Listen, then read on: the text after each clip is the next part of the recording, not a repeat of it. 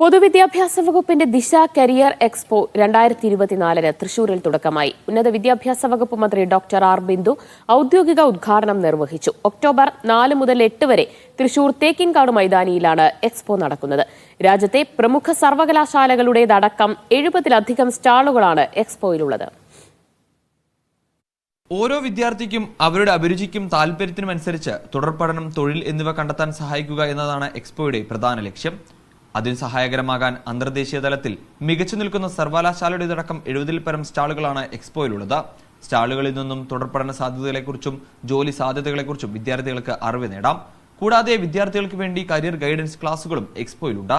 വിദേശത്തെ മൂന്നാംകിട സർവകലാശാലകളിലേക്കാണ് പലപ്പോഴും നമ്മുടെ വിദ്യാർത്ഥികൾ റിക്രൂട്ടിംഗ് ഏജൻസികൾ മുഖാന്തരം എത്തിപ്പെടുന്നത്.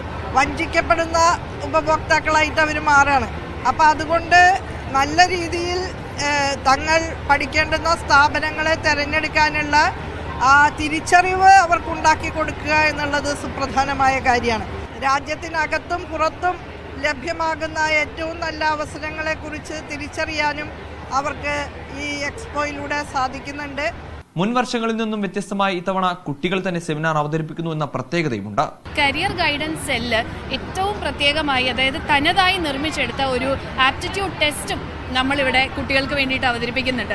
രക്ഷിതാക്കൾക്കും കുട്ടികൾക്കും അവരുടെ ഭാവി എന്താണ് എന്നും അവർക്ക് ഏതിലാണ് അഭിരുചി എന്നും അറിയാനുള്ള ഒരു വലിയൊരു വഴിയാണ് ഈ കേഡാറ്റ് എന്ന് പറയുന്ന കരിയർ ഗൈഡൻസ് വിഭാഗം നിർമ്മിച്ചെടുത്ത ഈ ഒരു ആപ്റ്റിറ്റ്യൂഡ് ടെസ്റ്റ് എന്ന് പറയുന്നത്. ഇത് മാത്രമല്ല, കുട്ടികൾക്ക് പ്രബന്ധങ്ങൾ അവതരിപ്പിക്കാനുള്ള വലിയൊരു അവസരം നമ്മൾ ഈ ഒരു എക്സ്പോയിൽ നമ്മൾ കൊടുത്തിട്ടുണ്ട്.